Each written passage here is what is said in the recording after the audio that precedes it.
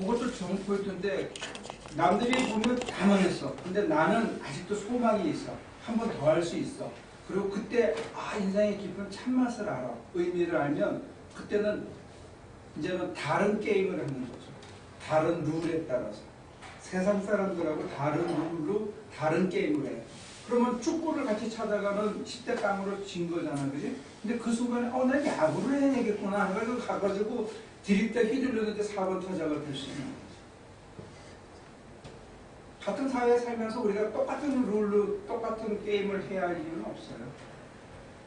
너는 이 룰로 이 게임을 해. 나는 이거 해.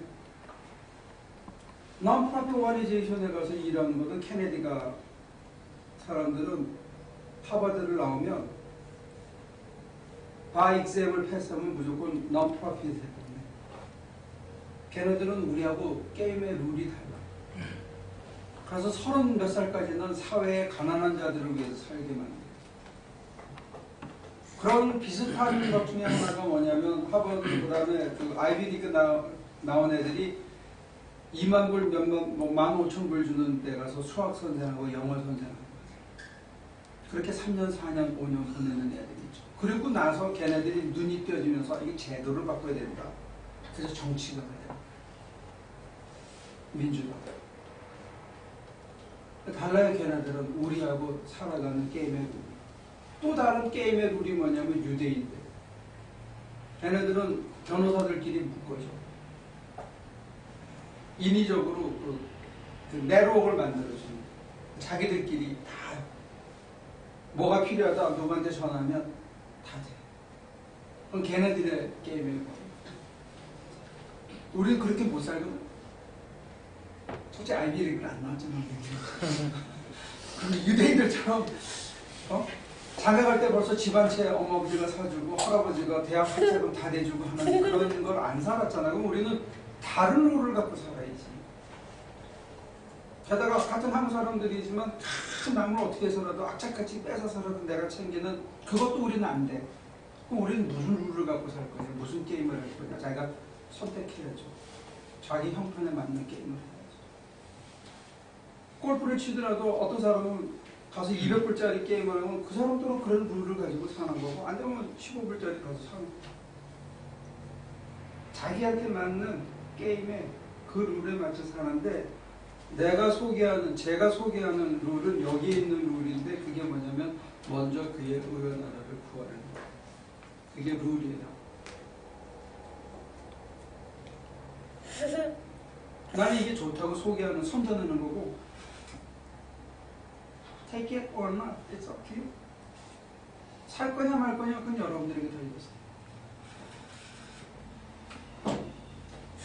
너는 그렇게 선전하는 거지. 이렇게 좋은 걸 왜 안 사냐 이게 내가 선전하는 거고 그걸 옛날 말로는 전도라 그랬지.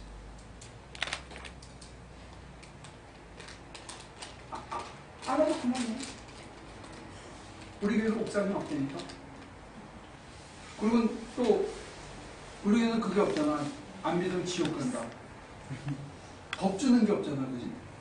하거나 말거나 알아서 해야 되는 거야. 난 이게 좋다는 거지.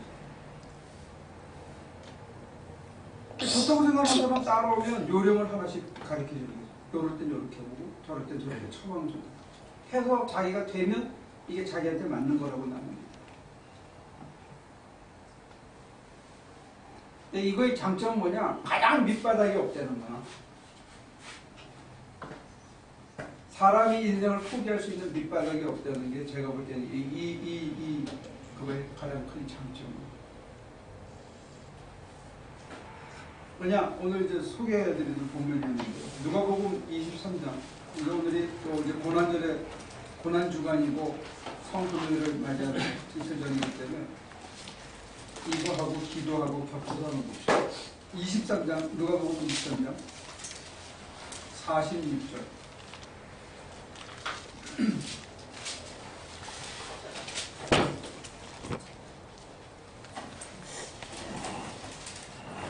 한 47절까지 읽으시면 돼요.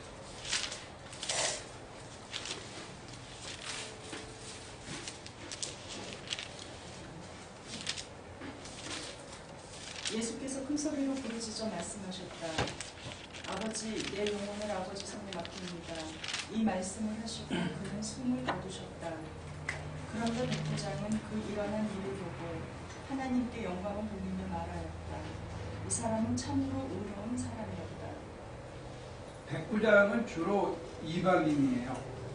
근데 백부장의 입에 뭐라고 증언이 되어 있냐면 예수님이 의로운 사람이라는 거예요. 근데 예수님이 하신 거는 매달려서 죽으신 거하고 딱 두 말씀을 줬어요. 하나는 내 영혼을 아버지 손에 맡깁니다 하는 거하고, 또 다른 말은 그 위에 43절에 남아있어요. 읽어보실래요? 예수께서 그에게 말씀하셨다. 내가 진정으로 내게 말한다. 너는 오늘 나와 함께 낙원에 있을 것이다. 네. 너는 나와 함께 낙원에 이르리라 하는 얘기 하나 하고, 그 다음에 내 영혼을 아버지께 맡깁니다 하는 얘기 두 마디 했어요. 그리고는 찍소리 없이 매달려서 다 얻어맞고 십자가에 매달려서 돌아가셨는데, 그걸 보면서 이방인이 하나님께 영광을 돌리면서 증언했어요. 뭐라고? 이 사람은 의로운 사람이다. 죄인이 매달려 죽는 거거든요. 근데 죄인을 자기가 지금까지 십자가를 못 박았기 때문에 양심에 갇힌 게 없었어요. 사형을 집행하는 책임자예요. 근데 사형을 집행하는 책임자에 비해서 이 사람은 의로운 사람이라는데, 그러면 자기가 실수한 거예요. 잘못한 거죠. 판결을 잘못 받아서 집행을 한 거예요. 근데 이 사람 입에 예수님이 의롭다는 거예요. 하나님의 의를 먼저 구한 사람이라는 거예요. 죄가 없다는 거예요. 죄 없는 자를 매달았어요. 그래서 루터는 이 장면을 보고 뭐라 하냐면 거룩한 교환이다 그렇게 얘기해요. 하나님과 인간이 교환되는 자리고, 인간의 허물과 죄가 하나님의 은총으로 교환되는 자리라는 거예요. 근데 우리는 예수님처럼 남의 허물과 죄를 교환시킬 수 있는 데까지는 못 가는데, 내 영혼을 아버지께 의탁합니다 하는 이 자세가 거룩한 교환이 될 수 있어요. 예수님의 롤 모델에 의하면. 무슨 교환이 되느냐? 내 인간과 하나님의 신성을 교환하는 거예요. 내 죄와 하나님의 무한하신 은혜를 교환하는 자리가 십자가고, 그 자리가 바로 내 영혼을 의탁합니다 하는 거예요. 그래서 맡기는 기도를 해드립니다. 영혼을 맡긴다는 것은 내 생각과 내 판단과 내 욕망과 내 감정을 다 몽땅 다 드리는 거예요. 얼마나 억울하고 얼마나 분할 수 있겠어요. 얼마나 아팠겠어요. 얼마나 절망스러울 수 있겠어요. 예수님 얼마나 똑똑해가지고 얼마나 많은 생각을 할 수 있겠어요. 그러나 그거를 몽땅 멈추고 아버지께 맡겼어요. 여기에서 거룩한 교환이 이루어져요. 죄인이 의인이 되는, 모든 허물이 하나님의 은총으로 극복되는 위대한 교환이 이루어지는 거예요. 그게 저와 여러분들이 기도 속에서 내가 내 모든 영혼을, 내 모든 생각을, 내 모든 판단을, 내가 정말 분한데 억울한데 그냥 달려가서 모가지를 확 잡아서 그냥 한 대 때려줬으면 딱 좋겠는데, 그 모든 것을 그냥 하나님이 하시겠지, 이 분한 것을 통째로 드렸는데 하나님의 은혜가 나를 덮은 거예요. 그러면서 전환이 이루어진다. 그 전환에 대한 증언을 누가 해주냐면, 아이러니컬하게 나를 정죄한 사람이 해주는 거예요.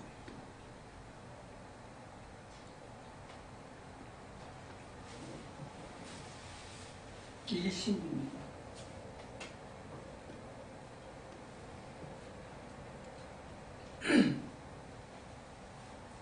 자기가 못 박으라고 애들 시켜가지고 다 해놓고는 아니네, 어머 의로운 사람이었네, 이런 증언이 나오는데, 여러분과 제가 우리 속에 담긴 것을 하나님께 마음을 다 드리고 하나님을 사모하면서 하나님께 내 모든 것을 맡기면 우리가 상상할 수 없는, 이거는 말은 쉬운데 이거 굉장히 진통이 있어요. 다 드리려면 이건 보통 믿음 갖고는 사실이 아니에요.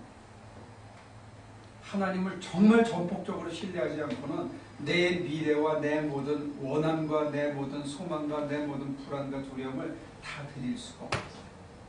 근데 드리고 나면 우리의 상상을 초월하는 거룩한 은혜로 덮어 씌움이 있기 때문에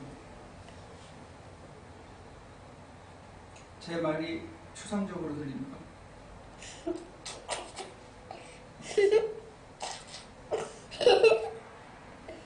여러분들이 어떤 구체적인 예를 하나 들면 주시면 그거를 어떤 식으로 맡기고 그걸 맡기고 났을 때 어떤 선물을 받을 수 있는지를 제가 설명해 드릴 수 있어요.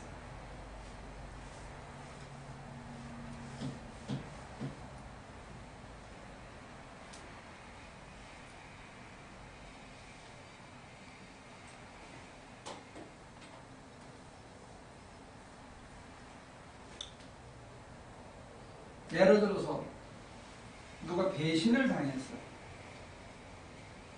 근데 그 아프고 속상한 걸 하나님께 다 맡겼어. 그러면 어떤 선물을 받을 수 있을 것 같아요? 하나님의 은혜가 덮어 씌우면 내가 그 배신의 아픔을 하나님께 맡겨버렸어. 그러고 나서 하나님의 은혜가 나를 덮으면 나한테 어떤 열매가 어떤 변화가 생기겠어.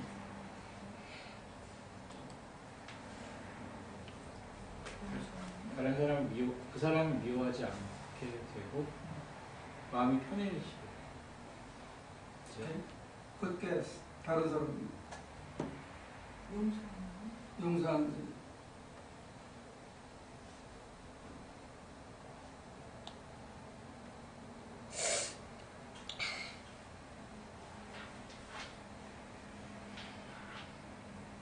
날 배신한 사람을 하나님의 은혜가 덮어 씌우면 내가 그 사람을 하나님의 손에 맡기면 내 감정을 내 억울했던 걸 하나님의 손에 맡기면 하나님의 은혜가 나를 거룩한 교환을 이루시는데 나를 어떤 사람이 되게 하겠냐.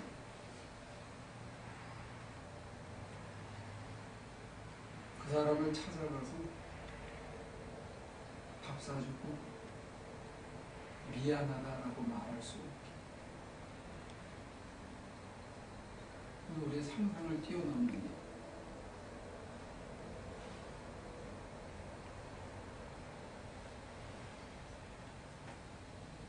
그러고 나면 미세리가 얘기한 것처럼 편해지겠죠.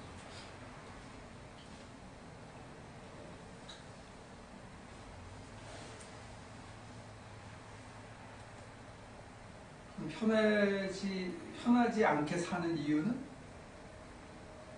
여러분들 속이 꼬여서 사는 이유는? 왜 그런 거예요? 거꾸로 더듬어 밥을 안 사주는 거, 미안하다 소리를 안 한 거, 그 다음에는 하나님의 은혜를 못 받은 거, 그 다음에는 하나님의 손에 안 맡기는 거, 자기가 틀어지고 있는 거.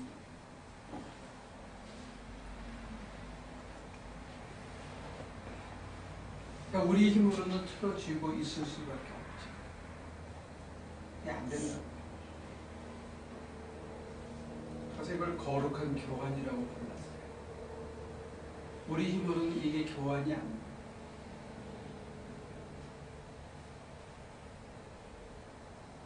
누가 다른 예가 있으면 반대로 목사님 배신하셨어요. 내가요? 오케이. 그러면요? 아니 그러면 지금 같이 똑같이 어프로치 하는 거. 응? 어프로치를 말씀하신 것처럼 설명하신 것처럼 같이 하시냐 반대로. 내가 누구를 만약에 배신한 적이 있다. 그런 거를 하나님께 맡긴다라고 할 때는 그것도 굉장한 용기가 필요해요. 왜냐하면 그런 거는 우리가 안 쳐다보고 싶어하는 어떤 면에서는 더 깊이 담겨 있을 수 있는 문제들. 무슨 말인지 아시겠어요? 내가 누구한테 배신을 당했을 때는 나한테 스티그마타가 생겼어. 상흔이 있어. 상처가. 그러니까 가끔씩 내가 할 수가 있는데 내가 배신을 해서 누구를 진짜 아프게 했는 경우에는 내가 안 쳐다보고 싶어. 근데 그럴 때는 하나님께서 도와주셔서 조금씩 이렇게 부양되게 해서 그게 이렇게 보이게 해주시는 것부터가 은총인 것 같아요. 그 얘기는 뭐냐면 스스로가 그걸 까발릴 수 있는 능력이 없다는 거예요. 오히려. 근데 그 은총으로 말미암아 다른 것을 점점 맡기기 시작하는 훈련과 연습을 통해서 맡기는 것이 되면 어느 날 내가 어떤 사람을 진짜 아프게 하고 속상해 했던 게 이렇게 보이는데 처음에는 외면하다가 나중에 또 보이실 때 외면하다가 이제 점점 그걸 인정하는 단계로 점진적으로 넘어갈 수 있고 그리고 마침내 어느 날 그것을 스스로 받아들이고 용서를 구하고 하나님한테만 용서를 구하는 게 아니라 그 사람에게도 그 사람을 위해서 기도할 수 있는 데까지 가는 거죠. 그러니까 그거는 어떤 면에서 적극적인 기도보다는 이렇게 하나님께서 우리의 심령이 하나님께 모든 걸 맡길 수 있는 그런 사람으로 변해갈 때 우리 속에 깊이 묻은 상처를 이렇게 파헤쳐서 보여주시고 그리고 그것을 치유해 주시고 내다 버리기를 원하시는 게 아닌가 싶어요. 결국 우리가 버릴 수 있는 것은 하나님밖에 없어요. 그게 버린다는 말은 사람하고 해결되는 거는 그 사람한테 사과를 하는 게 버리는 거죠. 그렇죠. 지금 그건 지금 빠졌잖아. 근데 그 사람이 죽은 사람일 수도 있어요. 어디가 죽어? 내가 배신한 사람이 그 사람이 이미 죽은 사람일 수도 있어요. 세상에 없는 사람이. 네. 그 얘기가 아니고 죽은 사람. 아니. 지금 산 사람 얘기하는 거. 제가 그 예를 드는 이유가 뭐냐면 그만큼 내가 배신당한 걸 우리가 쉽게 기억을 하는데 내가 남을 아프게 한 거는 잘 기억을 못한다. 그만큼 힘든 거예요. 그 좋은 예를 들었는데 저도 살면서 다른 사람을 아프게 한 적이 있죠. 근데 이제 제 경우는 그러면 어떻게 하냐면 기도를 많이 해요. 생각날 때만 내가 아프게 한 사람이. 가서 사과하시는 거지. 사과할 수 있는 사람이 있고 만날 수 없는 사람도 있잖아요. 관계가 완전히 끊어지면 내가 무슨 사람을 찾습니다. 구글에 띄워가지고 그렇게 잘 안 해요. 주위에서 뭐 그렇게까지 배신해가지고 남을 아프게 한 사람이 잘 모르겠어요. 아니 지금 예를 들어서 얘기하는 거예요. 아니 내가 있어야 가서 사과를 하지. 사람이 있어야. 근데 일단은 지금 가정을 하고 아까 그걸 거꾸로 그냥 얘기한 거예요. 선생님 말씀을 설명하신 거를 거꾸로 얘기한 건데. 근데 제 얘기는 뭐냐면 거지요, 이게. 내가 누구를 배신하면 그거는 그만큼 떠올리기가 더 힘들다는 거 얘기예요. 그러니까 그 정도는 쉽게 얘기하시고 지금 이거는 어렵게 얘기하시니까 똑같은 사건이 완전 똑같은 사건이 안 되는 거예요. 그만큼 우리가 어떤 면에서는 제가 저를 보더라도 저를 보면 훨씬 이기적입니다. 내가 당한 거는 오래 기억하고 자꾸 떠올려서도 이렇게 하기 때문에 오히려 더 메꾸기가 쉬운데 내가 남에게 아프게 한 거는 기억도 잘 못하는 거예요. 못하는 게 아니라 안 하고 싶은 거겠지. 근데 이게 상호관계거든요. 사실은. 일방적인 관계가 아니고 상호관계인데 저는 진짜 제 기억에 남는 한 두 사람한테는 정말 내가 잘못한 거예요. 한 번은 돌아가셨어요. 그래서 내가 사과를 드릴 틈이 없어서 그 얘기를 한 겁니다.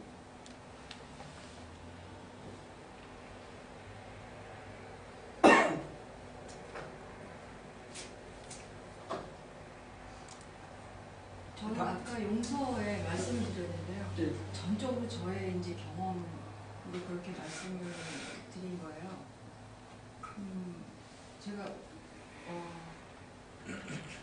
엄마가 저희 엄마가 돌아가시기 전까지 40년 동안 말을 안 하고 계시거든요.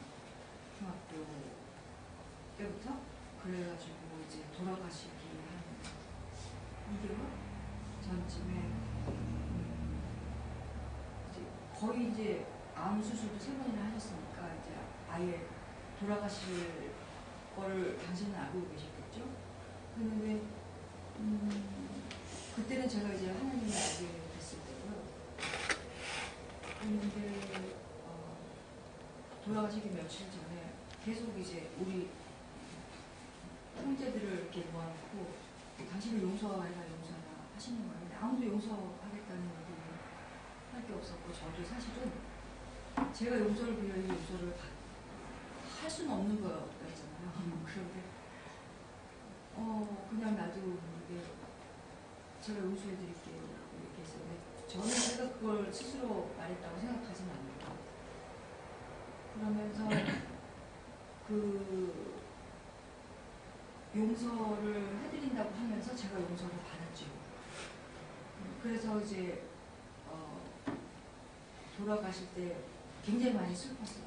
그래서 저는 그 슬픔의 감정이 생긴 게 너무 행복하고 이제 반목하지 않은 상태에서 돌아가시게 돼서 너무 좋았었어요.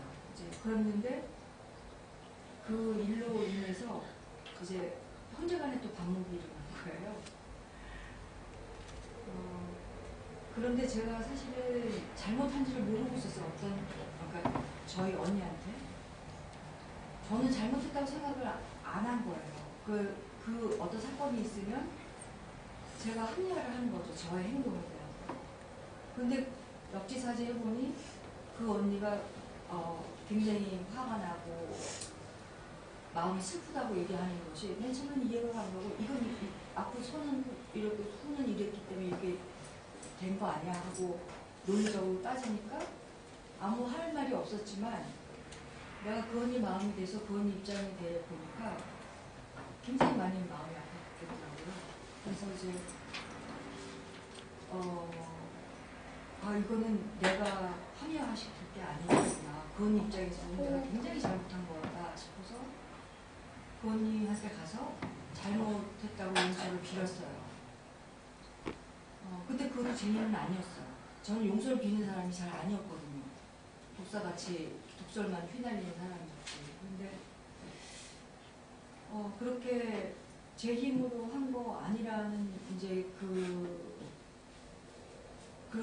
막연한 그런 느낌이 있으면서 그렇게 말하고 있더라고요, 제가. 그런데 돌아온 것은 뭐냐면 난 안 속아. 논리냐. 이러면서 그다음부터 내가 찾아갈 수도 없게 됐어요. 그러니까 아까 말씀하신 관계가 완전히 단절이 돼버렸어요.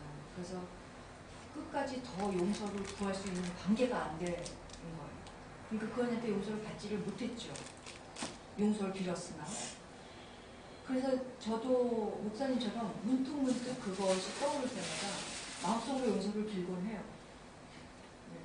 그래서 아직도 용서를 받지는 못해요. 우리 마음도 잘 안 돼요.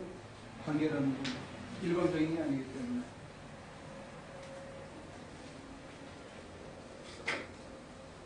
그래서 근데 그 용서라는 게 정말 힘이 들어요.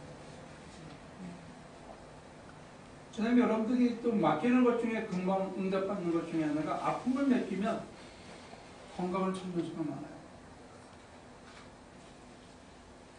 낫게 해달라고 기도할 수도 있고 아픔을 그냥 드리는 것도 한 번.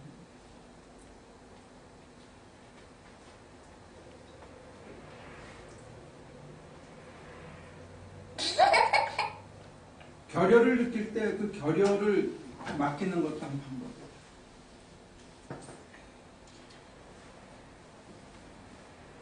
우리는 맡긴다 그러면 무슨 내가 손해본다 현실적으로 그런 생각들을 갖고 있는 경향이 있어요. 그렇진 않아요.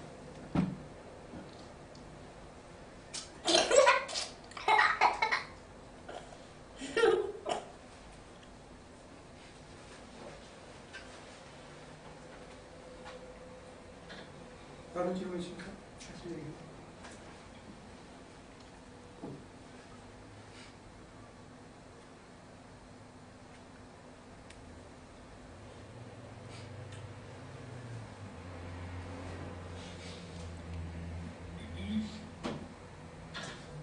여러분들이 이제 뭘 하고 싶다 하는 욕망이 있거나 이걸 해야지 하는 계획이 있을 때 어떤 충동으로 딱 이렇게 뛰쳐나갈 때 그걸 멈추고 들이면 예상치 못한 어떤 다른 게 보이기 시작해요. 처음으로. 지금 이 차 타고 올라가다가 내가 잠깐 그 뉴스를 이렇게 들으려고 들었는데 그 6시 58분인가 거기에 드라이빙 스쿨의 교장 선생님이 세이프 드라이빙에 대해서 얘기하는 게 있더라고요. 잠깐 들었는데 그 양반 얘기는 뭐냐면 화가 나면 운전하지 말라는 거야. 화가 하면 우리들의 이 반사신경이나 이런 게 뚝 떨어진대요. 그래서 사고를 내기 쉽대요. 화가 났을 때. 근데 그게 오늘 이 본문을 생각하면서 올라오다가 보니까 그게 딱 힐이 됐어. 그게 뭐냐면 여러분들이 감정적으로 출렁댈 때 어떤 결정을 내리더라도 그게 여러분들에게 절대적으로 손해가 나는 결정이에요. 슬프거나 들뜨거나 지나치게 좋거나 하는 그런 감정이 출렁거릴 때 내린 어떤 결정도 자기한테 도움이 안 됩니다. 왜냐하면 우리의 능력이 저하가 돼요. 지적 능력. 화가 나면 지적 능력이 저하가 됩니다. 아주 재밌는 인사이트.